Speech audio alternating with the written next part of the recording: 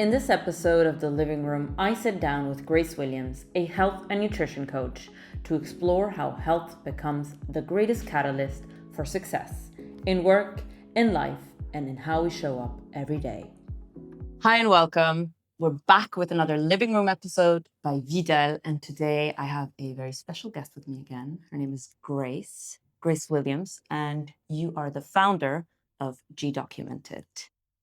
I love the name. It sounds very inspirational and intentional. And you're a health and nutrition coach. Yeah. So tell us more about what it is that you do.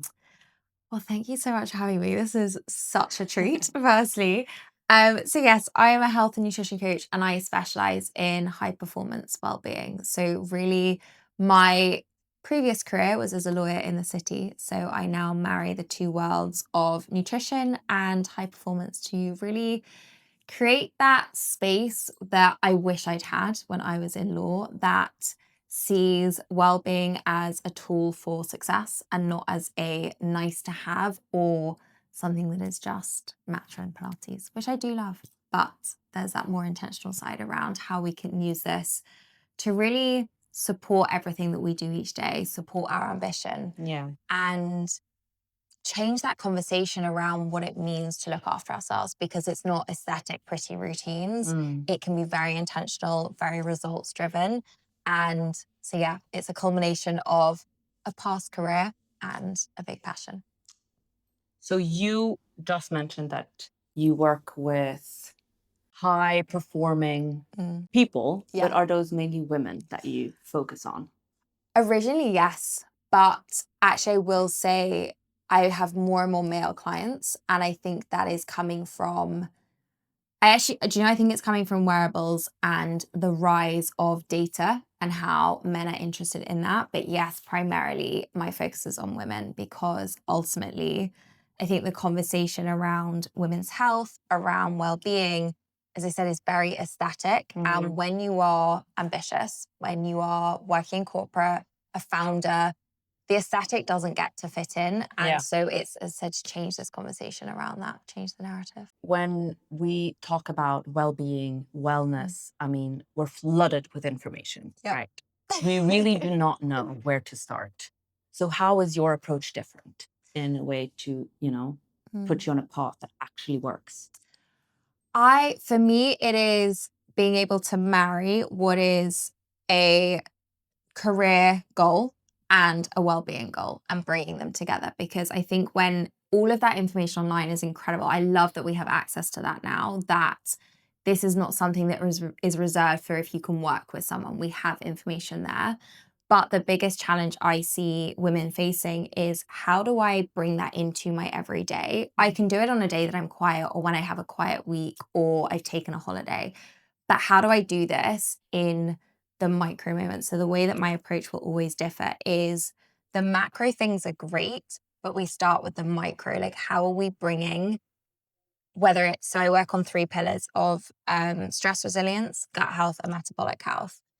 How are we bringing those 3 pillars into your everyday in the micro moments? So you catch yourself when you feel stressed going into a meeting, you catch yourself at lunchtime when you're rushing through what you're eating, because that's where you see results, not when, I always use the example, it's very easy to sit at work, feel stressed and be like, cannot wait for my weekend, or I cannot wait for the holiday I have at the end of the week. But that's then staying in a very stressed, overwhelmed state for days, hours, weeks.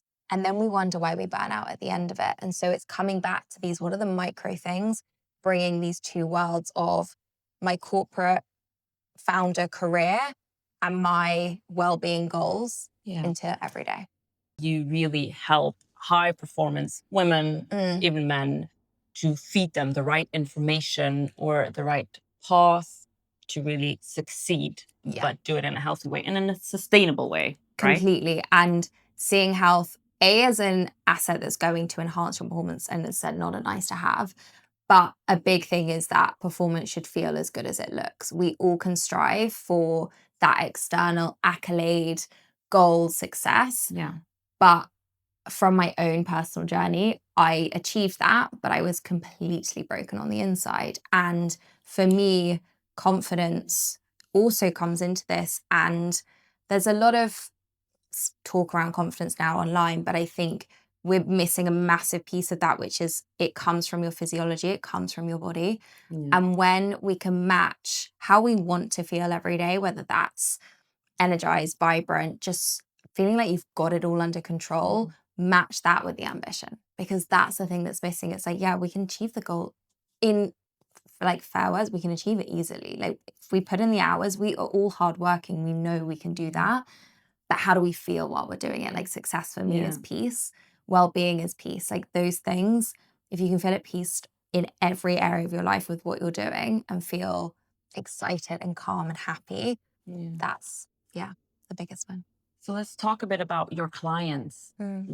What is usually the state they're in when they approach you? Are they almost at a stage of a burnout? Are they just not feeling happy with themselves? Are they not feeling healthy? What is usually the first thing they tell you when they approach you? It's that second one that you said is, I just don't feel like myself anymore. Yeah. Because, and everything I do comes from my own personal journey, and I can relate to every stage where you just feel like you're in this hamster wheel and something's not giving, but you feel disconnected. You're like, I just don't feel like myself anymore. For me, like I didn't find things funny. I was snapping at everything. And it's that feeling of just like, I know I'm getting there, but I'm having to use more effort to do things. And so that is how most of my clients come to me. Yes, some are closer on the scale of burnout, if it's gone on for a longer amount of time, but it's really that feeling of, I just don't feel like myself anymore. And when we're looking at your clients, it's not only individuals, but you've also worked with bigger brands, corporations. And I think one is really to highlight you have spoken twice at a Dior event and you've partnered with them.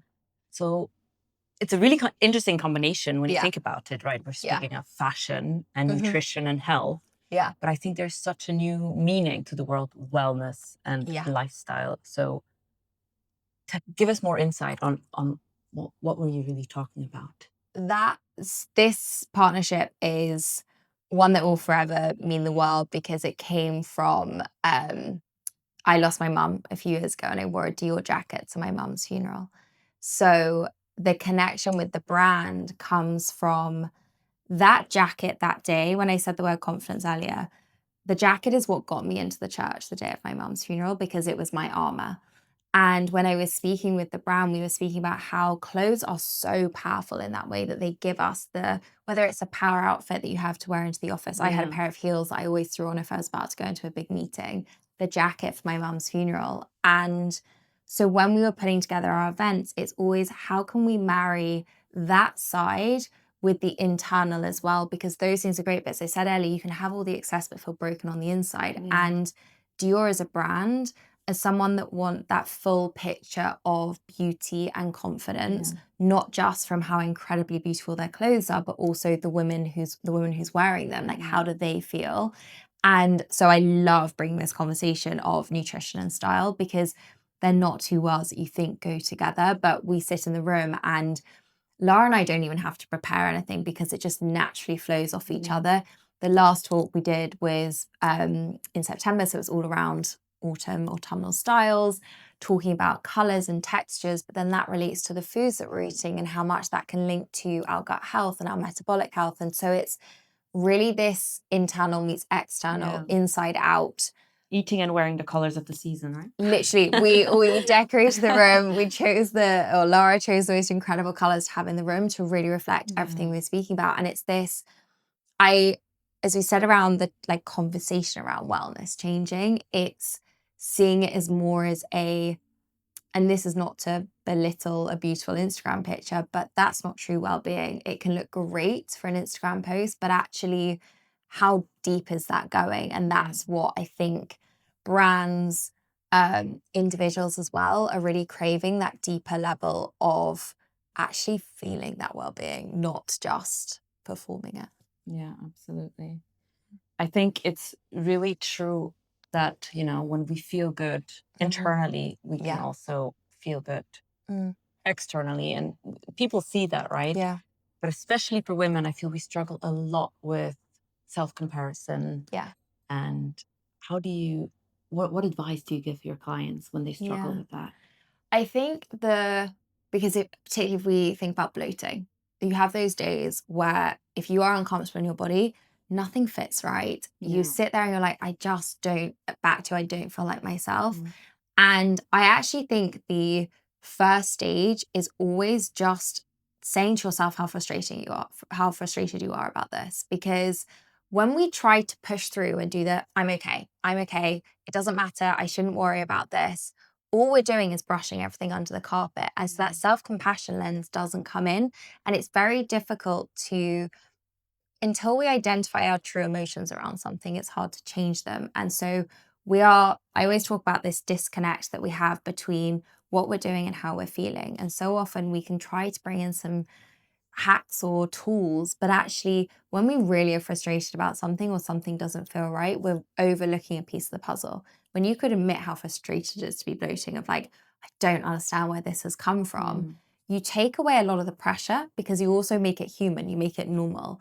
And so that is always the first step. And then it is when you understand your body and why it's happening, that self-compassion naturally comes in. So that's where I see with the women I work with, the work is so powerful because ultimately when they are bloated, they're not blaming themselves. They know why it's happened, what's caused it, and it gives them their power back. So like, right, okay, got that. What's the tool I bring in? Like what practice can I now do to help reduce this? Or even just, change how I feel in the moment. And it's sometimes knowledge is power in every area of our lives. And I think when it comes to our health, when you read an Instagram post that tells you to do one thing and then you feel completely different, that's where the frustration builds. So know your own patterns, understand your body, and that's what we slowly build. Know the full picture behind your symptoms. No, Mm. absolutely. I want to talk about you as a founder a little bit, and your story is truly heartfelt and deeply inspirational. And you've briefly touched on that your mom passed away a few years ago. I think if we go back before that a bit, you worked as a lawyer with a US law firm in the city for quite some time. You were, a very hardworking person. You still are, obviously. But at that point, both of your parents were diagnosed with cancer. So take us back. What really changed in you in that very moment? It was one of those eye-opening, I hadn't realized there was more to life than working hard moments of I'd gone straight from uni into law school and life had always just happened to me of just like, I suddenly found myself at uni and I found myself in law and I'd never really put a lot of intention behind anything. It just happened. And so once I joined the law firm, it was of course crazy hours and I loved it, but I think I lost myself in it. And then this real tension came in when my mum was first diagnosed because it was suddenly this, in my brain, how do I bring these two things together? Like I want to be there for everything for my mum, but I also don't want to let the work side drop either. Your hard work. And it was a mental battle of like, how do I balance these two things? I always say I was fortunate that so my parents were diagnosed 2019 and then we went into COVID. And whilst it was a really difficult time for so many people, it meant I was at home up until that point. I was first trained back into London. My parents lived outside of London. First trained back into London on Monday morning, 5 days in the office, last train home on a Friday if I was lucky to get out. Otherwise, it was on a Saturday. I was then cooking meals for the week over the weekend for my parents to have, and then same cycle. COVID hit and it was like, okay, it made it more manageable to do both because I was at home and I could balance the two. Well, I thought I could balance the two because I ultimately, I was a carer for my mum for 3 years and I ultimately burnt out sort of a year and a half into that. But again, however difficult all these things were at the time, they have allowed me to do this now because they give me such a deep understanding of every part of a client's journey, every part of what I'm speaking about is not coming from a textbook. Like there is, of course, evidence, science that we need to learn, but it's truly been my personal experience of how I healed my body after burning out and came back And I didn't heal it the first time because I nearly burnt out again a second time, because they're patterns and cycles we get stuck in. But yeah, to go back to that sort of almost first moment of them being diagnosed, I think it was this realization of there's more to life than work. And it does come back to that feeling of like, I had that moment of, I don't want to waste life not feeling good. And I'd been dealing with gut health issues, being tired all the time, and I was just pushing it to the side. My hair was falling out, but I wasn't even thinking about it, because you're just like, I'll deal with it eventually. And then for me, it was like, I don't want to waste any time feeling terrible. Well, no matter what I'm doing, I want to feel my best, because I saw what it meant to have everything stripped away from you. Yeah, and I always, think if you're not feeling good yourself, how are you going to take care of others? Yeah. Yeah. So, I mean, it's truly amazing what you've done for Thank you. your parents. Thank you. So what do you think was the ultimate catalyst that made you leave the corporate world and start your own thing, your own venture? $1 million question. Do you know, I retrained while I was still in law with no intention of ever leaving the law. I loved being in that career, everything I've said, but it was a year after my mum had passed away, and by some crazy turn of events, my aunt, who was my dad's sister, was living with us because they'd moved out of their house. And so she, for a good few months, had seen what me working in law meant, in the sense of how it impacted me. And it was a Friday night. They got home from dinner at like midnight, and we were still chatting at 2 a.m. because I basically was sat at my desk when they got home from dinner, still working, still going on. I was reviewing thousands of documents on trains, feeling completely broken. And it was my aunt that shone this very bright light in the strangest way of just being like, what's happened? Like, you are no better to a year ago. And it wasn't to say that I should have been healed from grief or any of those things. Not at all. It was more, what is the point of this? You didn't go through you didn't go through those 3 years to be like this now. Yeah.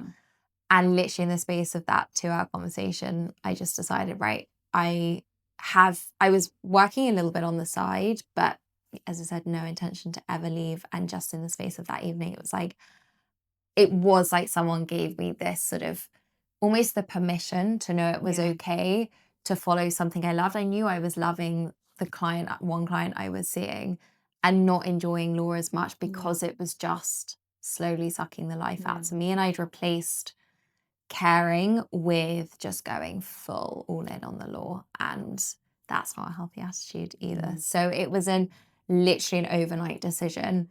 I went into work the next week, handed my notice in, and then from there, it sort of built and grew of this is what I'm doing. And I'm an overthinker. It takes me a long time to make decisions.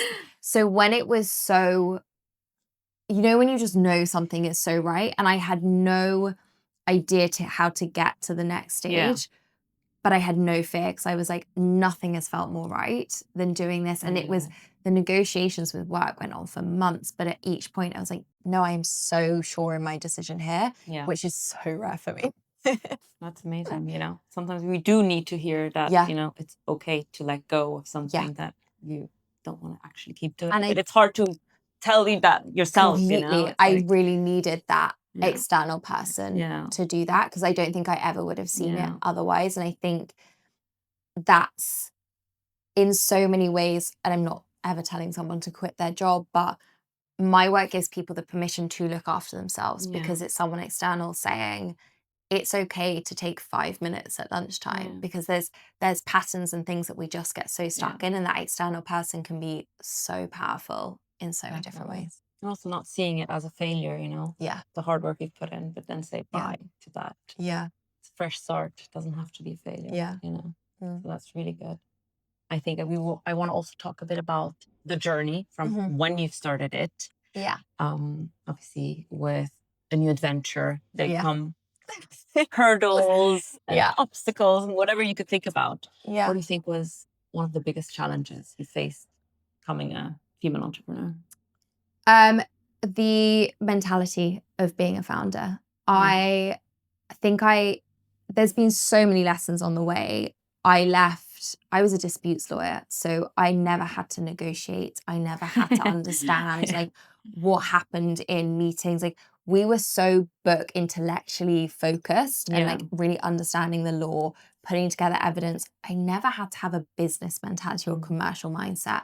So that was a big challenge. But I think the biggest thing has been almost retraining my own mind and body to feel safe and be able to hold being a founder when there is so much uncertainty in that, because I was used to everything. I mean, law is a very like mapped out trajectory. Unless you leave private practice each year, I never had to have a salary negotiation. I never had to do any of that. It just automatically happened. And suddenly the uncertainty of a founder where everything is on you. I always knew it's like, if I could put these hours into law, I know I can put them into something I love. The hard work was never going to be my issue. It's actually being able to cope with uncertainty. Biggest challenge. Not knowing what's next, what's coming. Yeah. You know? Yeah. And obviously there's a lot of ups that will come, Yeah. but also a lot of many other challenges when you're a female. And there's moments where you're like, oh my goodness, is this sustainable? Am I doing the right thing? And did I make a mistake? And what is next, and what is the right next step? And I think actually with that, I think the biggest lesson I then learned was the power of having mentors, having people around you that do similar things. I actually think they should be in different industries to really maximize that so much more, because you get insights in different ways and you don't fall down one particular path. But having people around you is invaluable, because I think I would have driven myself insane without that. I mean, that does bring me into my next topic, which is community. And obviously, with Videl, I strongly believe that you need that network, someone you can, get back to. It's like, how have you done it? Can you help me out? Can you introduce me to someone? I mean, it's so important So powerful to be able to fall back on that, to have that support in hard times, but also in good times, And was there a specific moment or a specific person that really helped you break through? Was there a specific moment where you think, that was it, where it felt really real? I think the first time you do, like the first client you sign, the first corporate event I did, those of course feel like big moments, but I almost, and this may be my own downfall, I don't think I've ever really seen them as a breakthrough moment, because I'm like, I've still got so far to go. So that is definitely a flaw of mine. I'm very bad at celebrating the little things, because I just keep setting the bar higher and higher and higher.